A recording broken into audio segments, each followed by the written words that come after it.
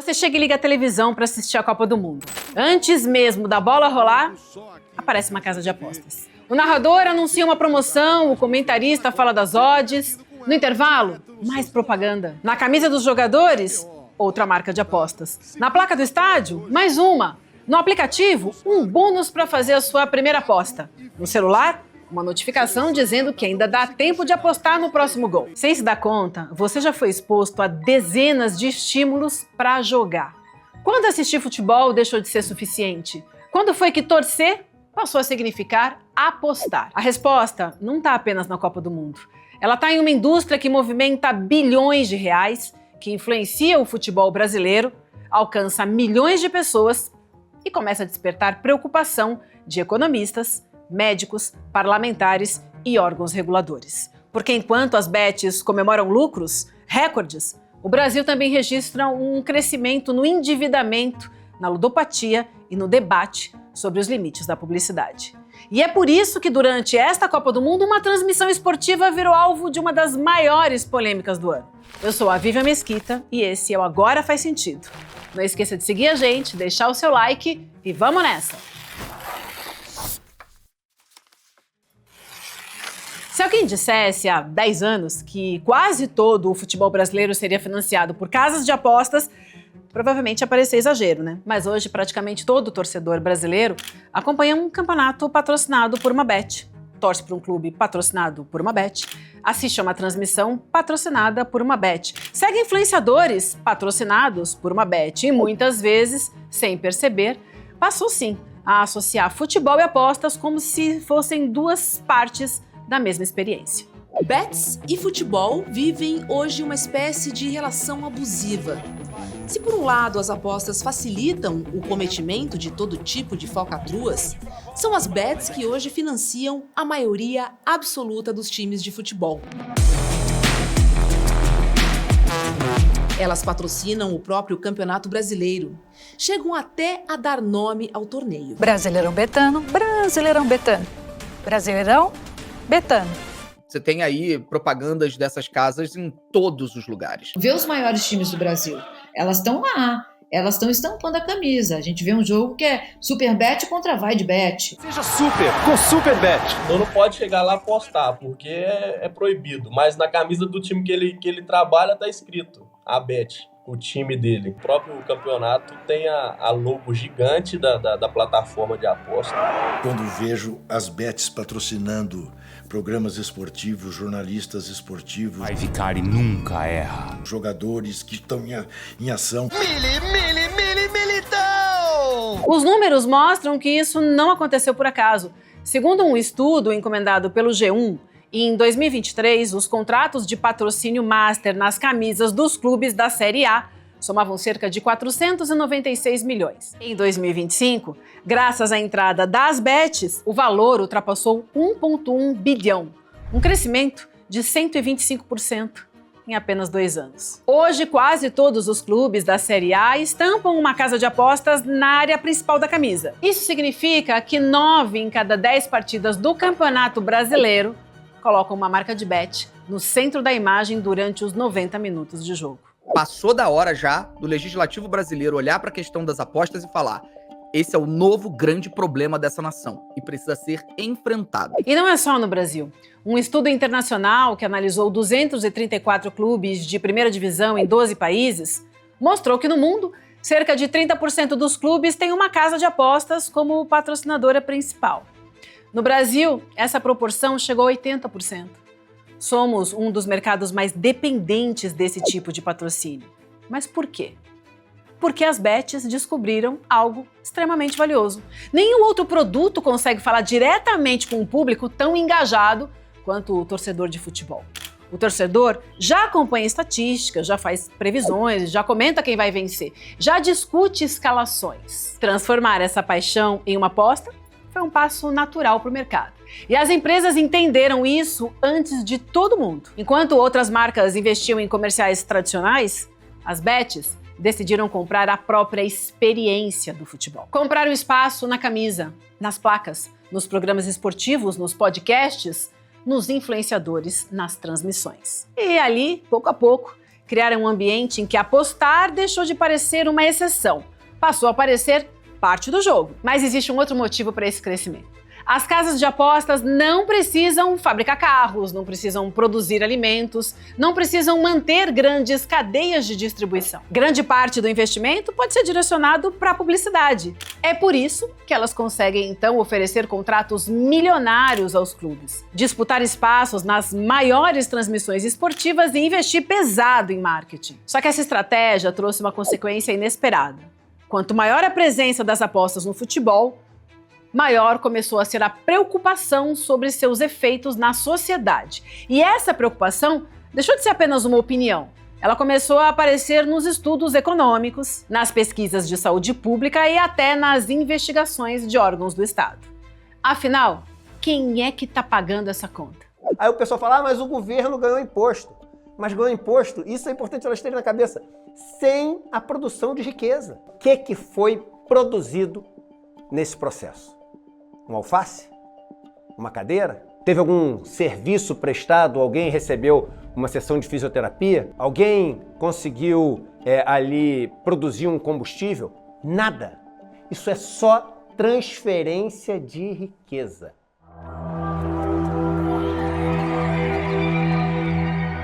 Essa indústria é uma indústria de entretenimento, como cinema, como música, como outras indústrias que temos de entretenimento. Só que isso traz, em conjunto, problemas para a saúde pública e problemas para a segurança, que são de alto custo. Então essa é uma conta que não fecha. Economicamente, é um desastre. É uma queda de produtividade brutal, porque você está concentrando renda, tirando renda de pessoas que poderiam ser produtivas com aquele dinheiro, em troca de nada, para ir dinheiro de um grupo ou de uma pessoa que é dono da casa de apostas. O que eu tenho a dizer é o seguinte: essas casas de aposta, esses cassinos online, eles sabem perfeitamente o mal que causam. Eles sabem que eles vivem de tirar dinheiro de pessoas pobres. E isso é fundamental de lembrar. Eles sabem que não são as classes A e B que perdem dinheiro nesses sites. Durante muito tempo, o mercado dizia assim, que as apostas eram apenas entretenimento, um jogo, uma diversão.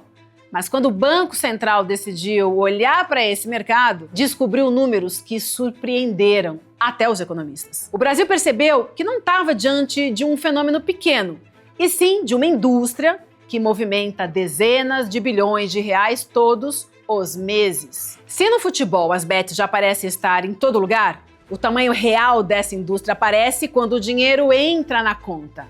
E aqui os números deixam de ser percepção e passam a ser estrutura. Segundo o estudo técnico do Banco Central, o Brasil se tornou um dos maiores mercados de apostas online do mundo em volume financeiro. Um levantamento identificou que cerca de 24 milhões de brasileiros realizaram pelo menos uma transferência via Pix para plataformas de apostas em 2024. A gente nem está falando de um nicho. A gente está falando de algo próximo de 1 em cada 8 brasileiros adultos. Agora, o número que chama mais atenção não é apenas o de pessoas, é o de fluxo do dinheiro. O Banco Central estima que as casas de apostas chegaram a movimentar algo na ordem de dezenas de bilhões de reais por mês, com picos que ultrapassam a casa de 20 bilhões mensais em transferências via Pix. E aqui é super importante entender o que isso significa. Isso não é o lucro das empresas, é o volume total que entra e sai das plataformas. Estamos falando de um mercado que já compete com setores tradicionais da economia brasileira. E esse dinheiro não vem de grandes investidores. Ele vem do cotidiano, da conta bancária de milhões de pessoas comuns. E é aqui que outro dado ajuda a completar o quadro. Segundo pesquisa do Data Senado, mais de 22 milhões de brasileiros afirmaram ter feito apostas esportivas em um intervalo recente de 30 dias. Então, olha só, o Banco Central mede o fluxo financeiro, o Data Senado mede o comportamento, e os dois chegam a números muito próximos. Dois retratos diferentes da mesma realidade. Mas existe um ponto ainda mais sensível: o perfil dessas pessoas. A maioria dos apostadores é formada por homens jovens. Mais da metade tem até 39 anos. E uma parcela significativa tem renda de até 2 salários mínimos. A gente não está aqui falando de um público de alta renda diversificando investimento. A gente está falando de um público que já vive sob restrição financeira e que agora passa a direcionar parte dessa renda para apostas. E isso levanta uma pergunta econômica simples, mas incômoda.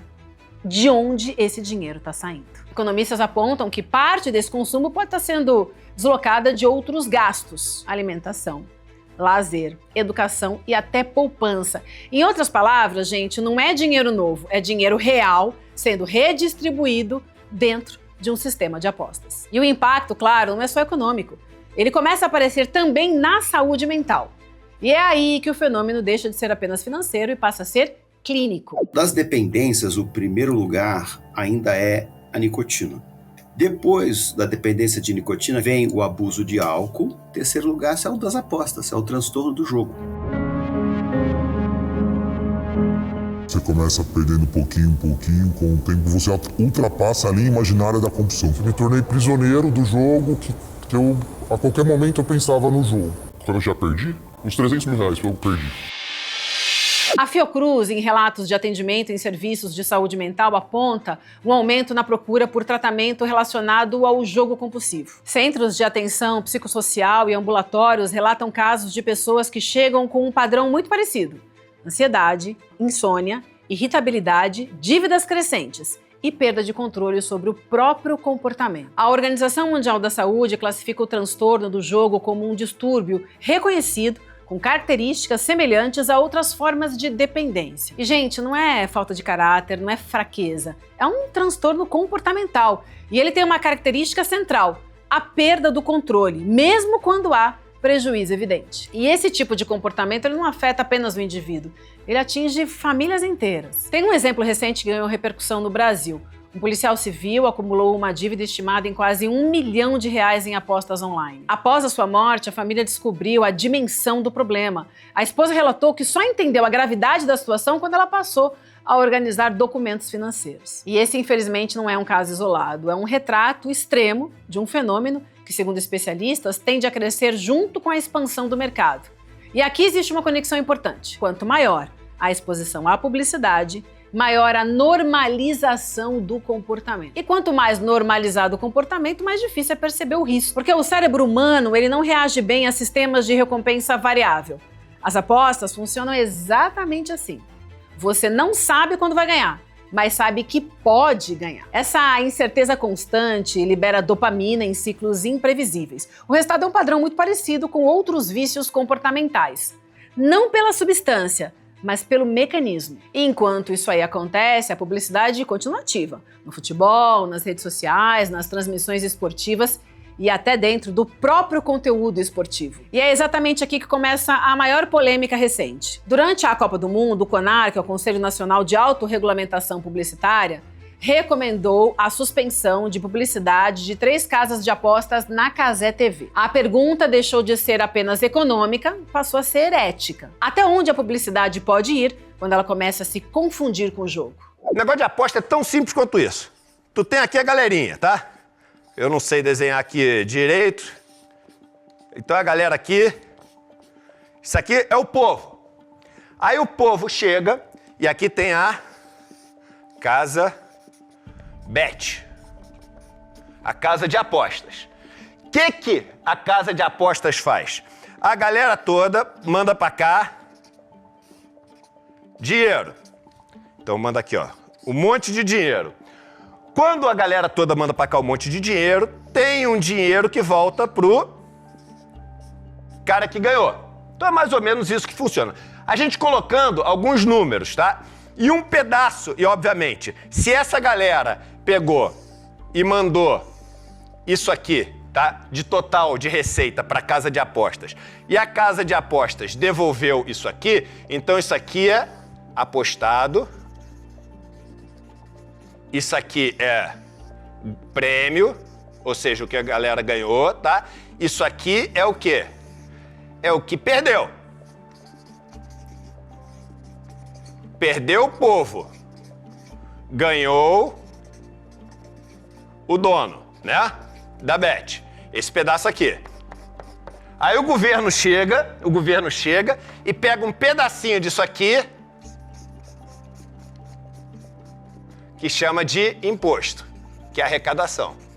Isso aqui é o imposto, que é arrecadação. Então os números no Brasil são o seguinte, são maiores do que isso, porque não é regulado, é difícil de ver, mas grosso modo é o seguinte, a galera apostou mais ou menos 120 bi.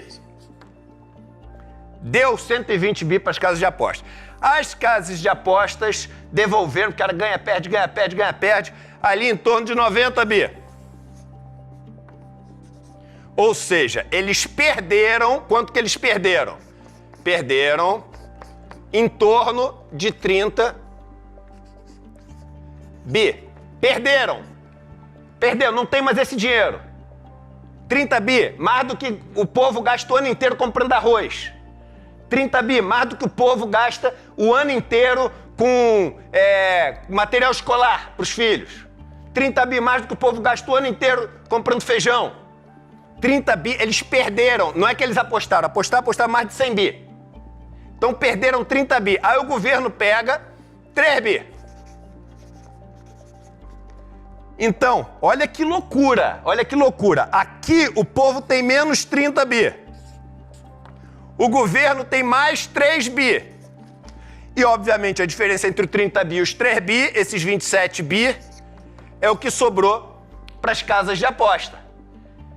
É tão louco que o governo está falando, olha, o Brasil está super bem porque está ganhando 3 bi. Como é que pode ser bom se o governo está ganhando 3 bi, se está tirando 30, está vindo daqui? Não está vindo daqui. Não são as casas de aposta que estão dando 3 bi para o governo.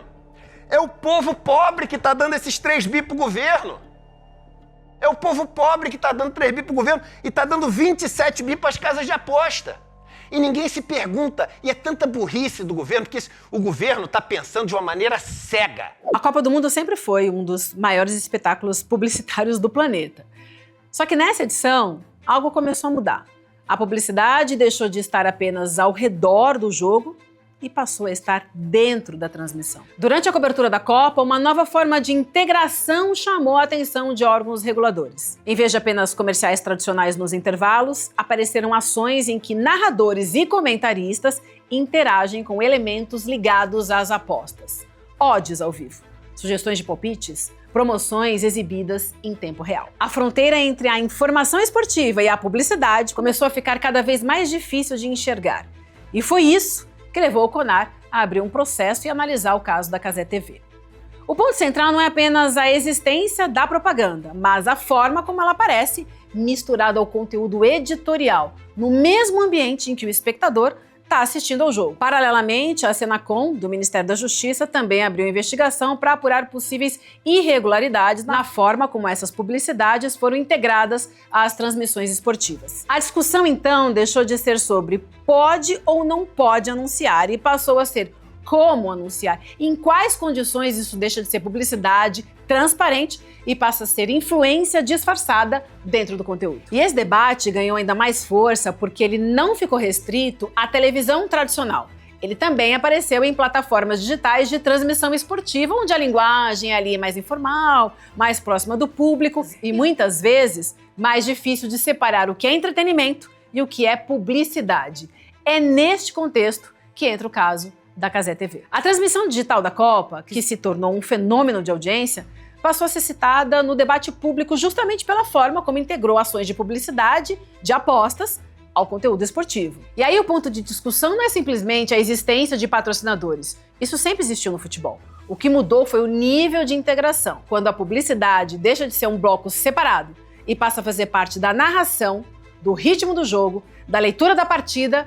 Ela entra numa zona cinzenta regulatória. E é exatamente essa aí, a zona que está sendo discutida por órgãos de controle e pelo Congresso. Porque existe uma preocupação central. O público nem sempre consegue identificar com clareza quando está sendo informado e quando está sendo impactado por uma peça publicitária. E isso é especialmente sensível quando o produto envolvido é aposta. Não se trata de um produto comum. Estamos falando de um serviço que envolve risco financeiro direto. A deputada Camila Jara apresentou um projeto de lei que busca estabelecer limites mais claros. A proposta não proíbe a publicidade de bets, mas propõe uma separação mais rígida entre conteúdo esportivo e propaganda. Segundo o texto, Narradores e comentaristas não poderiam fazer divulgação de apostas durante transmissões, nem sugerir palpites, nem apresentar odds e muito menos integrar publicidade ao discurso esportivo. A ideia é super simples, gente. Quem informa o jogo não deve simultaneamente vender apostas sobre o jogo.